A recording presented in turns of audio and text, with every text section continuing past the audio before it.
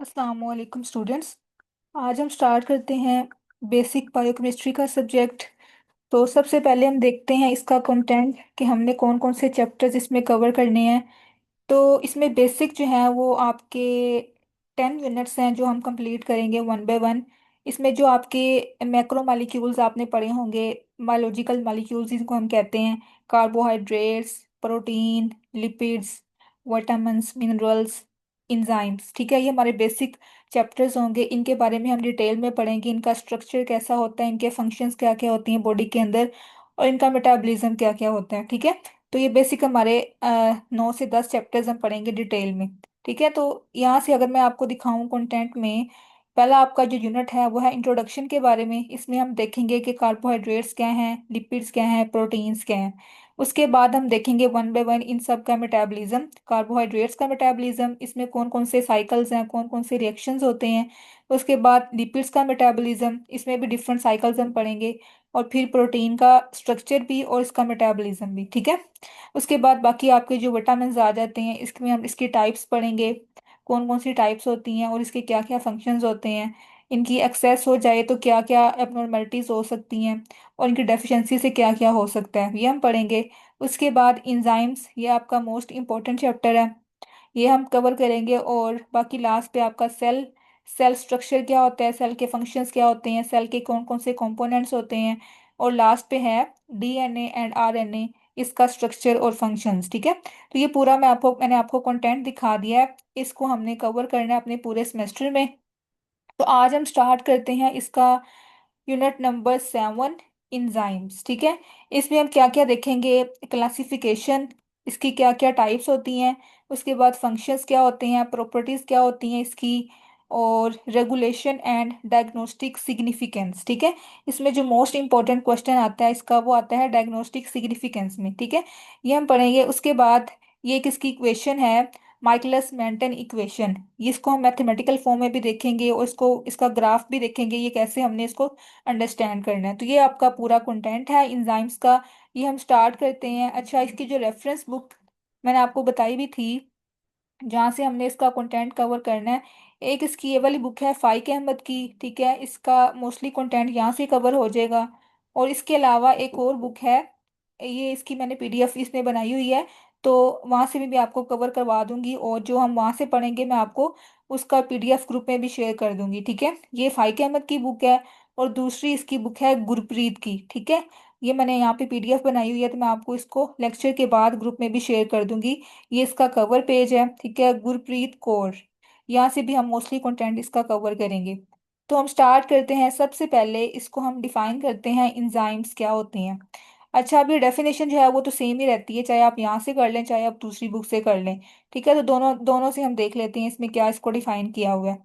Enzymes क्या है, they are organic compounds produced in living organisms to speed up and regulate the rate of spontaneous biochemical reactions in and outside the cells। ठीक है, जो enzymes हैं basically वो organic compounds होते हैं जो कि हमारी बॉडी के अंदर प्रोड्यूस हो रहे होते हैं। अब इनका जो मेजर फंक्शंस क्या क्या होते हैं कि इन्होंने हमारी बॉडी में जो भी बायोकेमिकल रिएक्शंस होते हैं ना, उनको स्पीड अप करना होता है, उनके रेट को इंक्रीज करना होता है। ठीक है, चाहे वो सेल्स के बाहर हो रहे हैं चाहे सेल के अंदर हो रहे हैं रिएक्शंस। तो इसका मेजर फंक्शन ये होता है स्पीड अप करना, रेट को इंक्रीज करना। इसके अलावा इसका दूसरा नाम क्या है, बायोकैटालिस्ट। ठीक है, इंजाइम्स को हम बायोकैटालिस्ट भी कहते हैं। ठीक है, ये इसकी ये वाली बुक से मैंने आपको दिखा दी डेफिनेशन। उसके अलावा जो ये वाली बुक है यहाँ से भी हम पढ़ लेते हैं। Enzymes are proteins produced by the living organisms which are capable of catalyzing a chemical reaction in living organism to yield specific product। ठीक है, इसमें भी वही बताया हुआ है कि जो इंजाइम्स हैं वो हमारे पास बेसिकली प्रोटीन्स होती हैं या फिर ऑर्गेनिक कंपाउंड्स होते हैं जो कि हमारी बॉडी में प्रोड्यूस हो रहे होते हैं। इनका मेजर फंक्शन क्या होता है, कैटालाइज करना, रिएक्शन को स्पीड अप करना लिविंग ऑर्गेनिज्म के अंदर। ठीक है, उसके अलावा आपने ये इसका मस्ट याद रखना है, इसका इंपॉर्टेंट एमसीक्यू भी आ जाता है कि जो इंजाइम्स हैं वो रिएक्शन को स्टार्ट नहीं करते, जस्ट वो क्या करते हैं उसकी स्पीड को, उसके रेट को इंक्रीज करते हैं, एक्सीलरेट करते हैं। ठीक है, they never initiate any reaction. उसके अलावा ये मैंने आपको पहले बता दिया कि जो इंजाइम्स हैं इसका दूसरा नाम क्या है, बायोलॉजिकल या बायो कैटालिस्ट भी इनको हम कहते हैं। ठीक है, ये आपने यहाँ से डेफिनेशन कर लेनी है। उसके बाद यहाँ से आपने कुछ और टर्म्स याद करनी कि आगे यूज होंगी पूरे चैप्टर में, तो आपको इनका पता होना चाहिए। कैटालिस्ट किनको कहते हैं, सबस्ट्रेट क्या होता है, और इसका नोमेनक्लेचर जो है एंजाइम का वो क्या होता है। तो ये भी हम पढ़ लेते हैं। जो कैटालिस्ट हैं, these are the agents which increase the velocity of a reaction. ठीक है, कैटालिस्ट क्या है, ऐसे सब्सटेंसेस या ऐसी एजेंट्स जो कि किसी भी बायोकेमिकल रिएक्शन की वेलोसिटी को इंक्रीज करते हैं। ठीक है, उसके अलावा सबस्ट्रेट। अब जो सबस्ट्रेट है ये ऐसा कंपाउंड होता है जिसके ऊपर इंजाइम ने एक्ट करना होता है। ठीक है, उसको हम कहते हैं सबस्ट्रेट। तो ये आपने इसको याद रखना है। उसके बाद नोमेनक्लेचर के जो इंजाइम्स हैं उसको हम कैसे याद रखें। ये एक सफिक्स होता है एज। ठीक है, जिस भी वर्ड के लास्ट पे एज आ जाए ना उसका मतलब क्या है कि ये इंजाइम है। जैसे कि रिडक्टेज, डिहाइड्रोजिनेज, ठीक है, यूरिएज, ये आगे हम पढ़ेंगे, ये लिखा भी हुआ है यहाँ पे। तो जिस भी वर्ड के लास्ट पे एज आ जाए ना उसको हम कहते हैं इंजाइम। ठीक है, तो ये इसकी कुछ डेफिनेशंस हैं। आगे हम देखते हैं इसका अगला क्वेश्चन जो कंटेंट में दिया हुआ है, classification and functions of enzymes. ठीक है, अच्छा, जो क्लासिफिकेशन है वो इसकी रिकमेंडेड यहाँ पे दी हुई है कि जो हमारे पास आईयूबी है ना, इंटरनेशनल यूनियन ऑफ बायोकेमिस्ट्री, उसने क्लासिफाई किया था इसको, ये लिखा भी हुआ है आईयूबी के अकॉर्डिंग। अच्छा, इससे पहले मैं आपको ये दिखा दूं कि इसके जो क्वेश्चंस इंपॉर्टेंट है जो पेपर में आए हुए हैं वो कौन कौन से हैं। डेफिनेशन आई हुई है इसकी, ये आपने अच्छे से करनी है।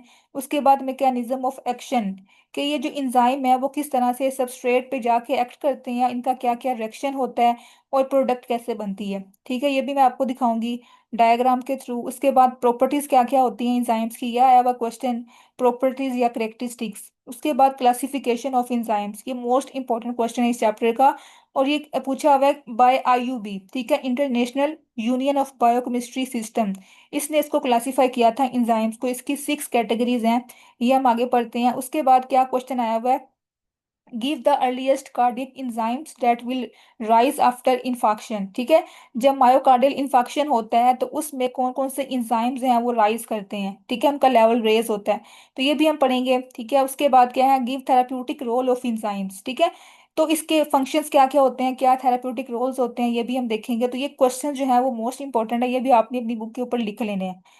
तो ये हम पढ़ रहे थे, डेफिनेशन हमने कर ली। आगे मैं आपको दिखाती हूँ इसकी क्लासिफिकेशन जो कि आईयूबी की तरफ से है, ये हम देखते हैं। अच्छा, आईयूबी का मतलब क्या है, इंटरनेशनल यूनियन ऑफ बायोकेमिस्ट्री।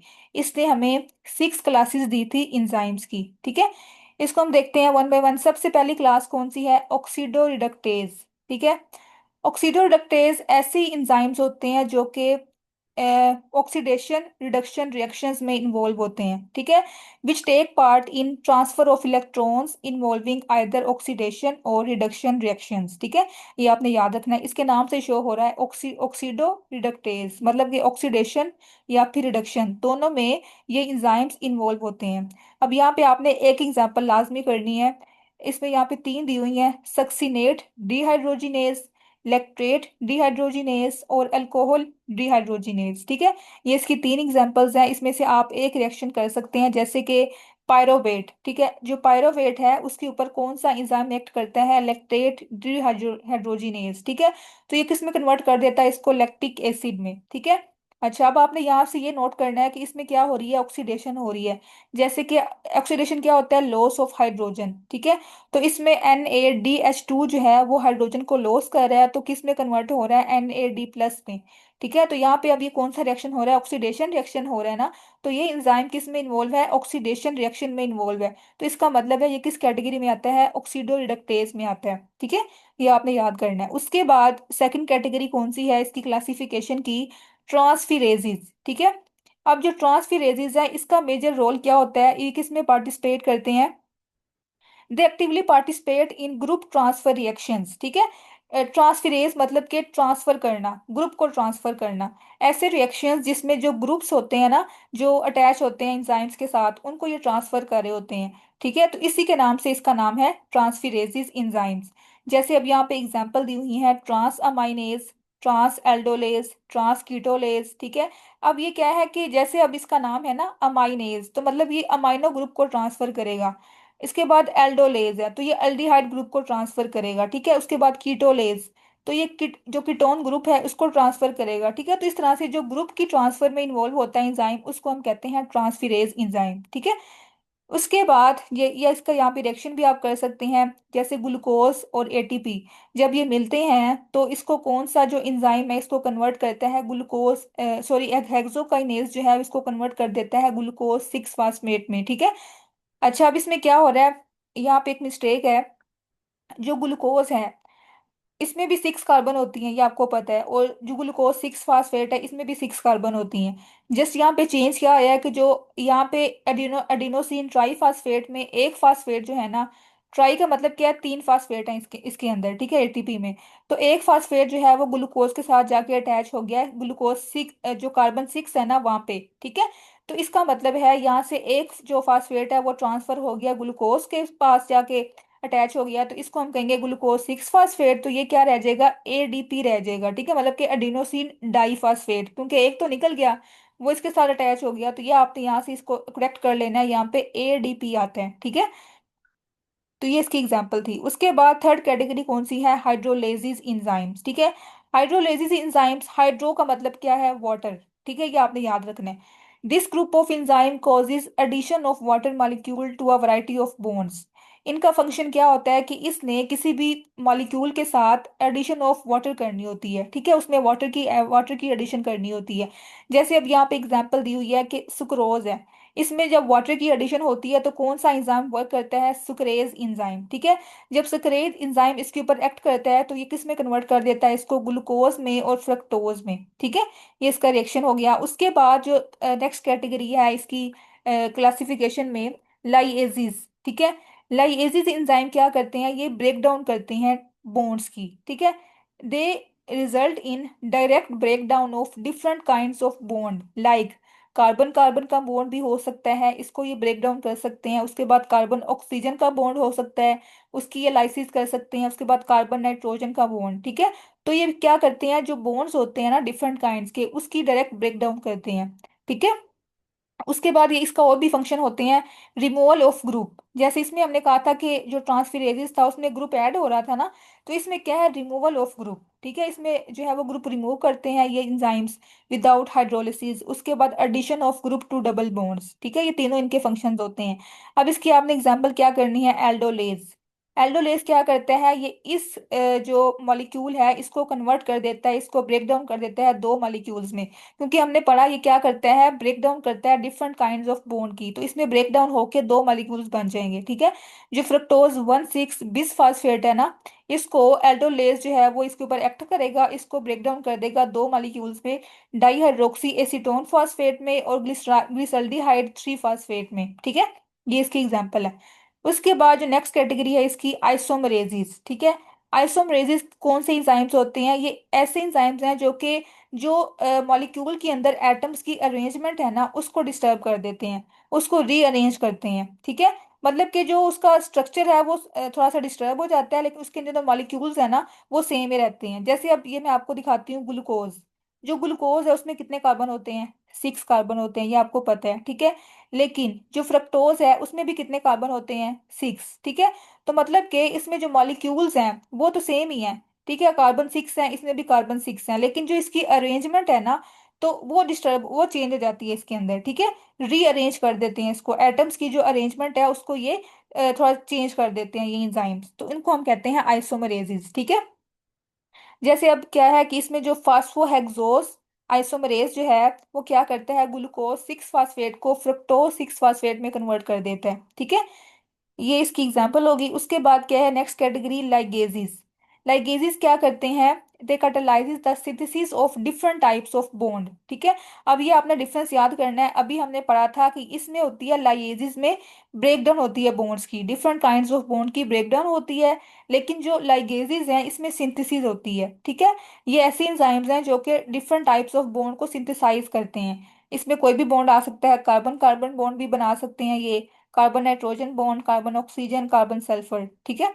तो ये इसकी एग्जांपल आपने एज इट इज याद करनी है, जैसे अस्पार्टिक एसिड है, अमोनिया और एटीपी जब ये मिलते हैं तो ये इसके ऊपर कौन सा एंजाइम एक्ट करता है, एस्परजीन सिंथेटेज, ठीक है। तो ये किसकी सिंथेसिस करेगा, एस्परजीन की, एडिनोसिन मोनोफॉस्फेट की, और फास्फोरस जो इसमें रिलीज होता है, ठीक है। तो ये इसकी एग्जांपल आपने कर लेनी है। उसके बाद ये इसमें डिटेल हमने पढ़ ली। आगे ये टेबल दिया हुआ है बहुत ही इसमें जो है ना सिंपल वे में इसको समराइज किया हुआ है सारी कैटेगरीज को।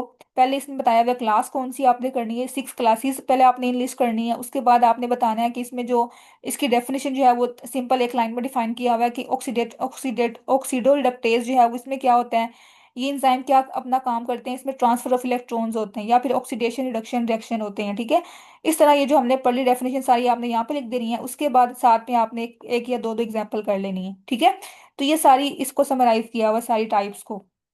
ये हमारा नेक्स्ट क्वेश्चन हो गया कॉन्टेंट में जो था। उसके बाद हम देखते हैं आगे इसकी प्रॉपर्टीज, जो कि इसका पेपर में भी क्वेश्चन आया हुआ है। प्रॉपर्टीज क्या क्या होती हैं, करेक्टरिस्टिक्स क्या क्या होती हैं एंजाइम्स की, ठीक है। ये हम देखते हैं। तो इसकी जो प्रॉपर्टीज है वो दोनों बुक्स पे दी हुई हैं, तो हम दोनों से ही देख लेते हैं वन बाय वन। सबसे पहले हम इस बुक से देखते हैं जो प्रोटीन्स होती हैं वो, सॉरी जो इंजाइम्स होते हैं वो प्रोटीन इन नेचर होते हैं, ठीक है। इसकी पहली प्रॉपर्टी है proteinaceous nature. All enzymes are proteinaceous in nature, ठीक है। उसके बाद सेकंड क्या प्रॉपर्टी है, मॉलिक्यूलर वेट। अब जो इंजाइम्स हैं इनका मॉलिक्यूलर वेट हाई होता है, ठीक है। They have high molecular weight ranging from 6,000 to 46 lakh, ठीक है। तो ये इसका आपने इसकी रेंज याद कर लेनी है। उसके बाद कोलोइडल नेचर, ये जो है ना प्रोटीन्स ये कोलोइड्स फॉर्म में होते हैं, क्योंकि मैंने आपको बताया जो कोलोइड्स होते हैं ना उसका मॉलिक्यूलर वेट ज्यादा होता है। तो हमने ये पढ़ा जो इंजाइम्स हैं उनका भी वेट ज्यादा होता है, ठीक है। तो ये इसका होता है कोलोइडल नेचर। उसके बाद फोर्थ पे क्या है, हीट सेंसिटिव होते हैं एंजाइम्स के। जैसे कि मैं आपको बताती हूँ कि एक एक एक लिमिट होती है, ऑप्टिमम लिमिट होती है हीट की। उस हीट पे जो है ये प्रॉपर वर्क करते हैं। अगर उससे हम ज्यादा हीट कर दें, ठीक है, तो ये जो इंजाइम का स्ट्रक्चर है वो डिस्टर्ब होना स्टार्ट हो जाएगा, वो इंजाइम जो है वो डीएक्टिवेट हो जाएंगे, ठीक है। तो ये क्या करते हैं, एक स्पेसिफिक टेम्परेचर पे वर्क करते हैं। अब ये इसकी रेंज लिखी हुई है, इसमें आपने एमसीक्यू याद करना है कि जो इंजाइम्स हैं उनका ऑप्टिमम टेम्परेचर क्या होता है जिसपे वो वर्क करते हैं, 25 to 35 सेल्सियस, ठीक है। अगर इससे कम हो जाए 25 से तब भी ये जो इसका स्ट्रक्चर है वो डैमेज हो सकता है, और 35 से ज़्यादा हो जाए तब भी ये डीएक्टिवेट हो सकते हैं, ठीक है। उसके बाद पीएच, ये भी सेम है कि ये जो पीएच है वो भी ऑप्टिमम होती है, उसके ऊपर ये वर्क करते हैं। अगर पीएच कम हो जाए तब भी इनका जो फंक्शन है वो लॉस हो जाता है, और पीएच ज़्यादा हो जाए तब भी जो इसका स्ट्रक्चर है उसमें चेंज आ जाता है, ठीक है। तो इससे जो इंजाइम है वो डी नेचर हो जाता है।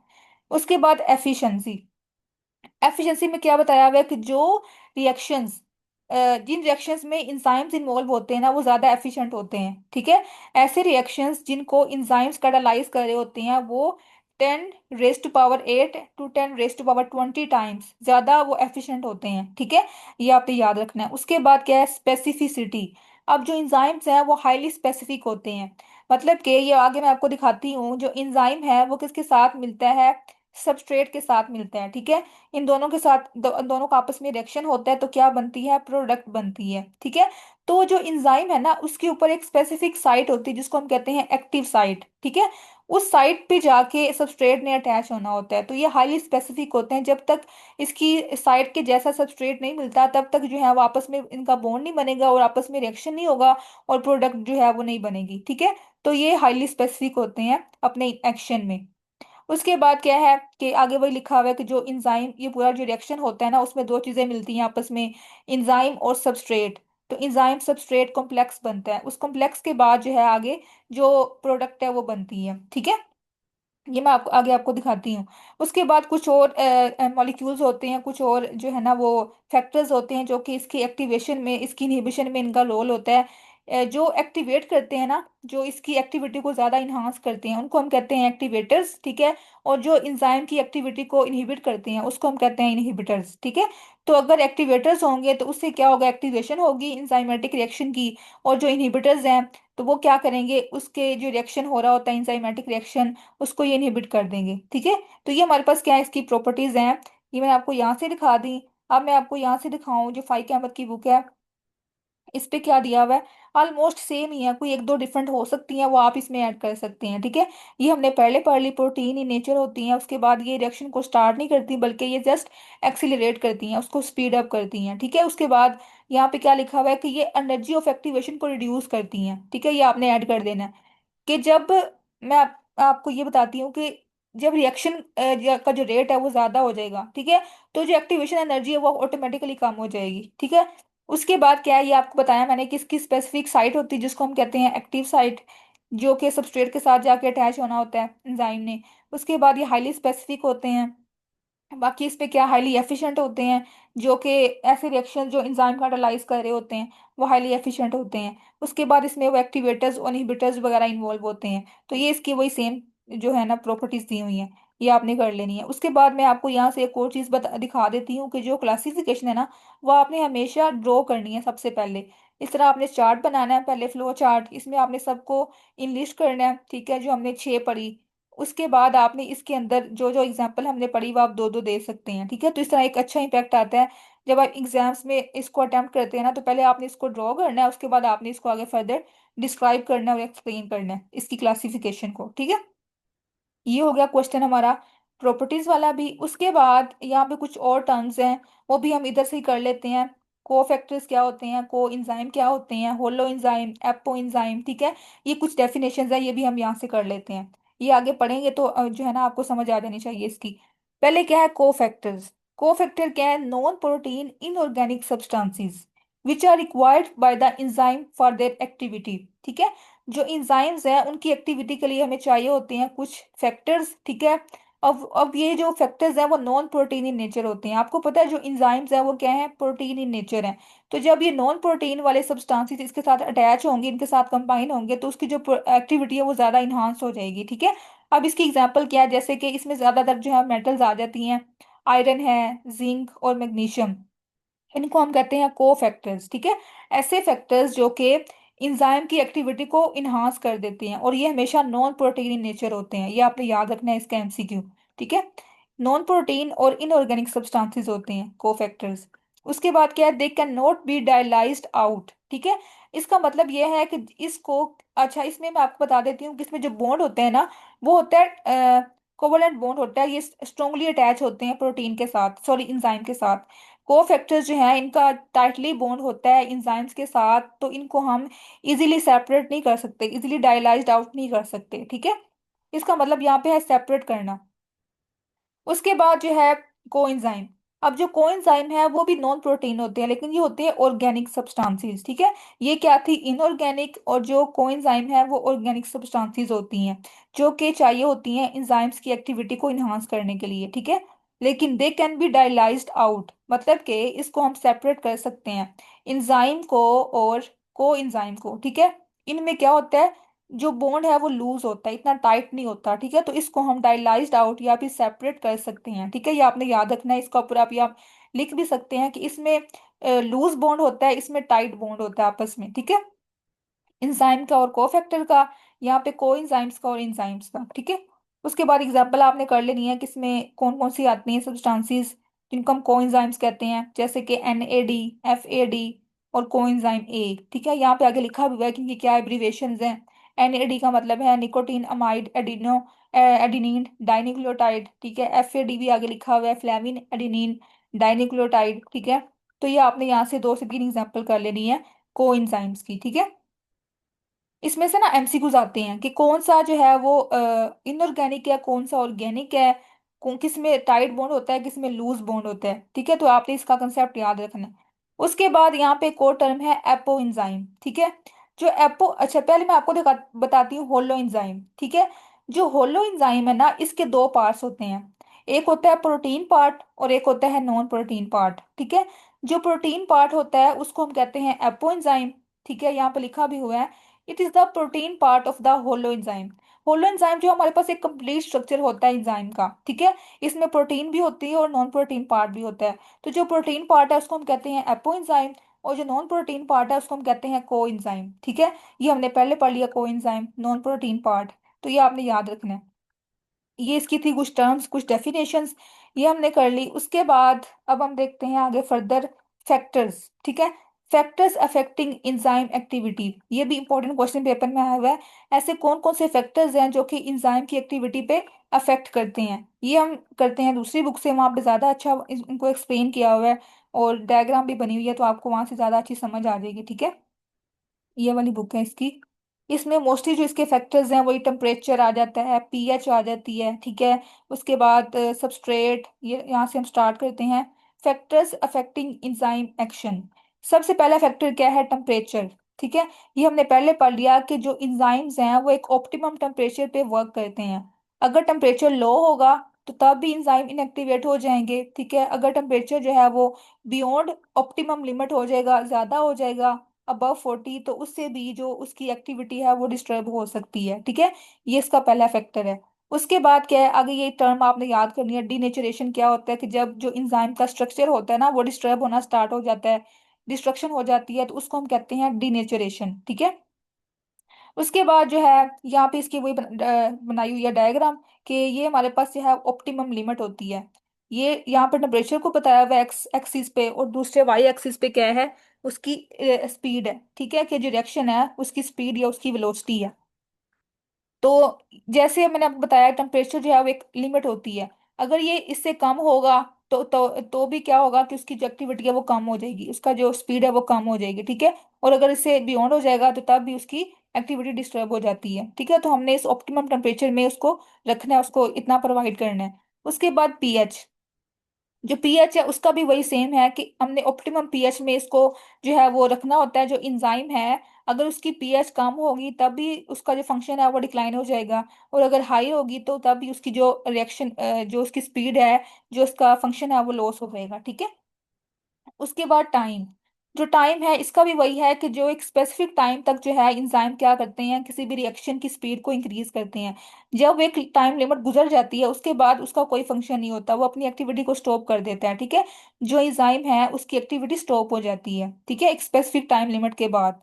उसके बाद हम देखते हैं आगे अगला इसका फैक्टर है कंसंट्रेशन ऑफ इंजाइम। ठीक है, जितनी ज्यादा इंजाइम की कंसंट्रेशन होगी ना उतना ज्यादा जो रिएक्शन की स्पीड है, वेलोसिटी है, वो उतनी ज्यादा होगी। दोनों का आपस में डायरेक्ट रिलेशन है। ठीक है, यहाँ पे क्या लिखा हुआ है, the velocity of enzymatic reaction has linear और direct relationship with the enzyme concentration. ठीक है, जितना ज्यादा इंजाइम की कंसंट्रेशन होगी उतनी ज्यादा रिएक्शन की स्पीड होगी, उसकी वेलोसिटी होगी। ठीक है। उसके बाद क्या, कंसंट्रेशन ऑफ सबस्ट्रेट।